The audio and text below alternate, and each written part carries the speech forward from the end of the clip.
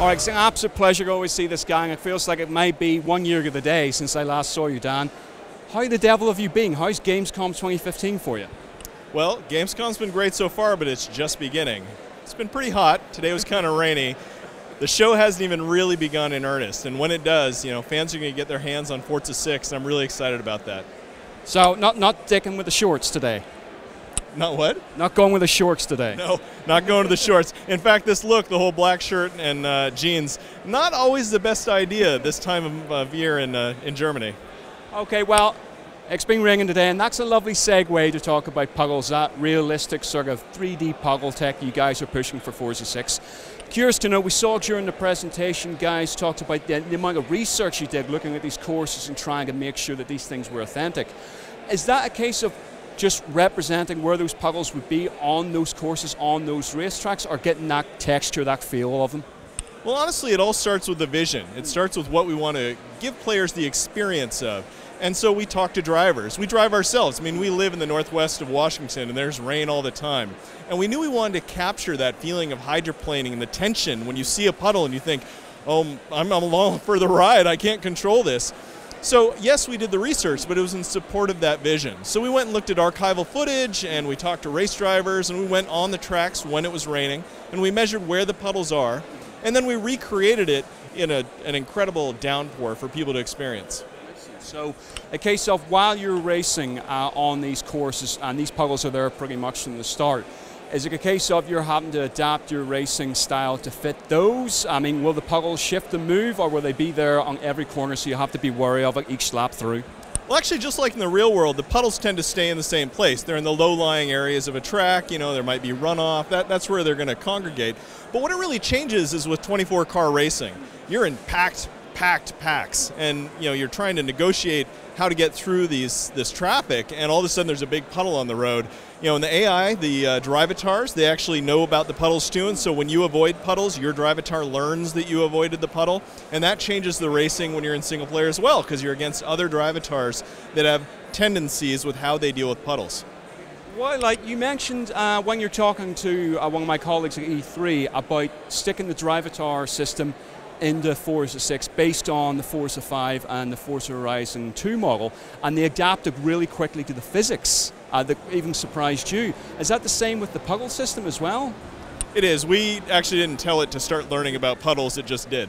And that's the cool thing about Drivatar. Now I've come to expect the unexpected. I don't know what it's going to be, but you know, with Horizon they started looking for the barn finds, and they started leading people places, and then in Forza Motorsport 6 they just started to figure out rain and figure out wet without us telling it anything about it. It's a cool system, and at times almost scary when you're developing things, because usually as a developer you control every little bit of the game, but this is one of those things where just sort of take our hands away and let the Drivatars do what they do. Now, we did actually change something with Drivatars in Forza 6.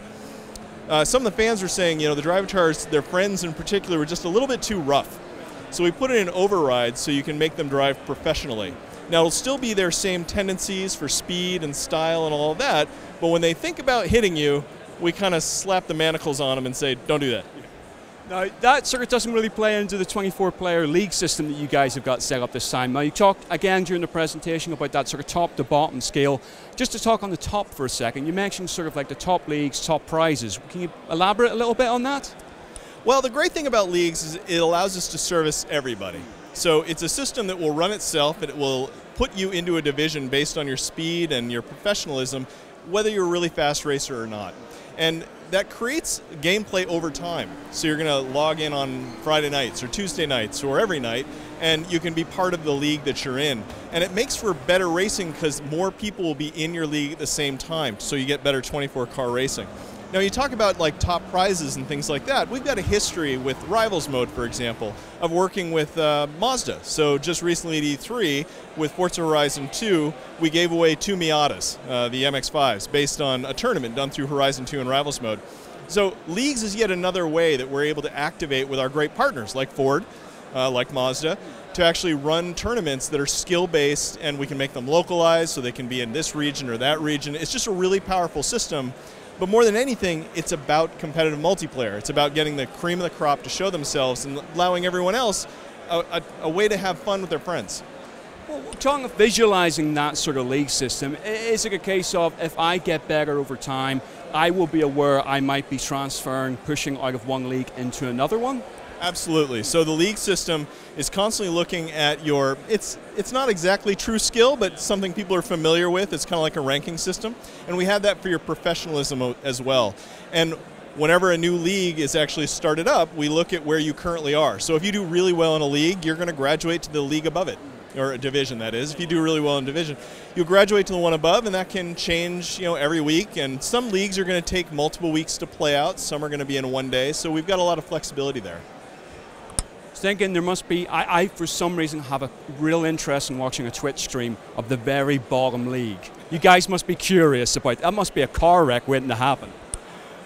The nice thing about it is they'll be together. Right, so, okay. That's one of the things that was really important to us, is that I don't want to judge someone's fast, someone's slow, someone's, a more rough racer. There's nothing wrong with that. I just want them to be with other racers that race like them. So we can get a really clean professional race. But, some racers that are rough, they're very fast. I mean, you watch the DTM, and there's, just this last weekend, there's actually quite a bit of rubbing that happens in racing. That doesn't mean someone's slow or bad. So the reason to have these leagues be not just about speed, but about professionalism, is that we can get the right people in with the right competitors. Now, when we last talked last year, I touched upon a subject that you said you guys maybe were talking about, and that was legendary Turn 10 versus Playground Racing Bonanza. Are you guys going to get this going? Have you done internal testing? Who's the better racer? We've had a little bit of that. So we didn't turn into kind of a full-fledged team-on-team thing. But yeah, we have had guys compete. There's a guy named Adam over at Playground who's fantastic, really fast. Christian on Turn 10, also very fast. They go back and forth and swap times. We haven't turned it into a big this team versus that team. But we've done a lot of Race the Devs and a lot of headhunting, where you actually go in rivals mode and have to chase down Christian, for example, and Adam, yeah. I feel this is a really diplomatic answer on your behalf. That's brilliant.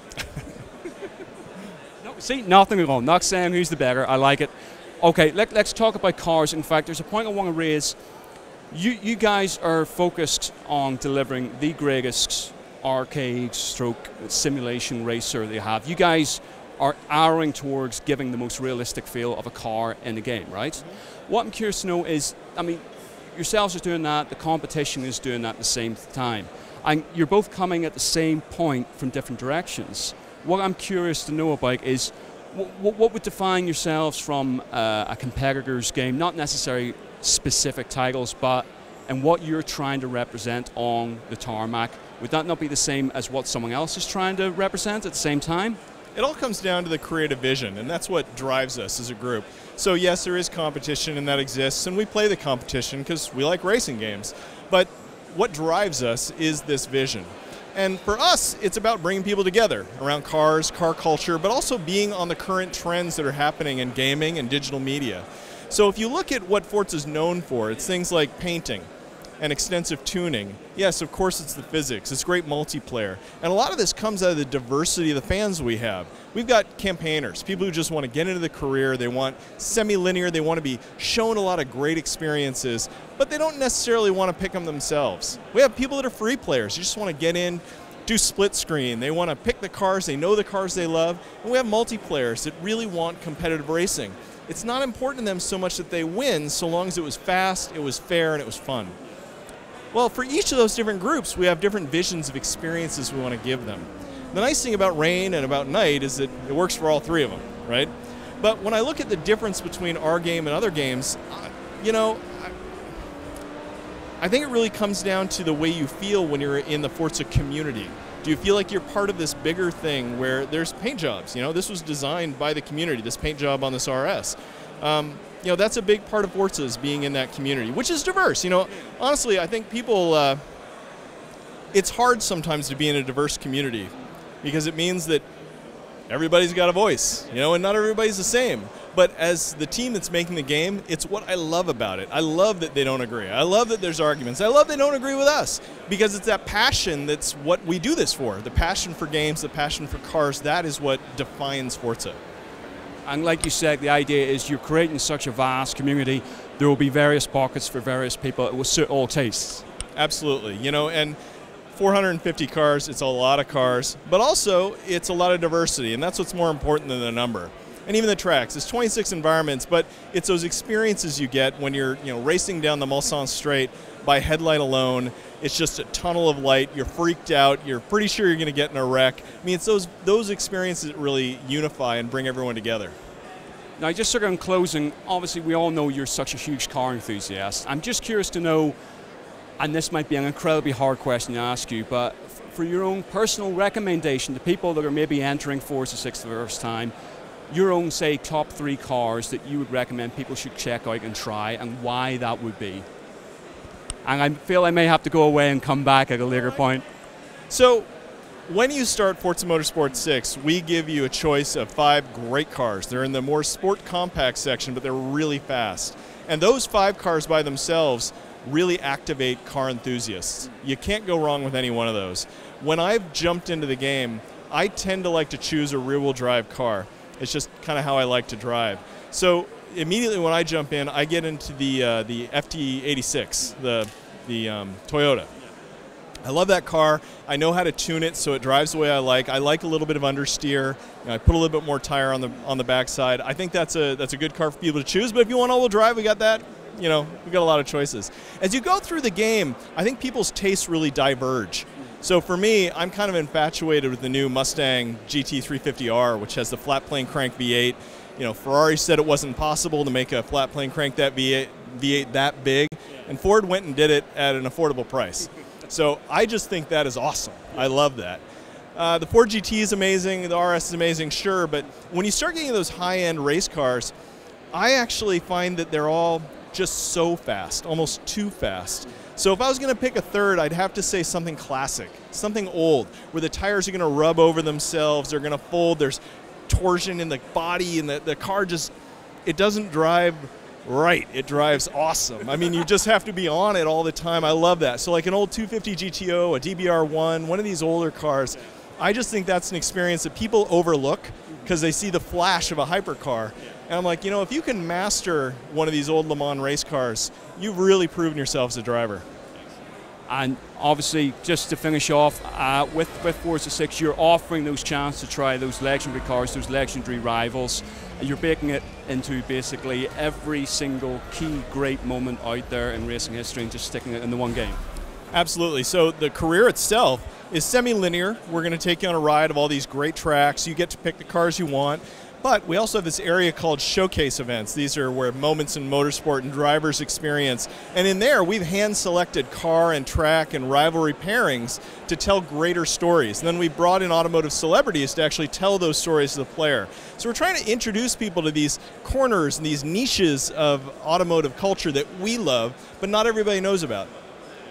Listen, always a pleasure talking to you, Dan. Best of luck with the rest of the week. Thank you very much.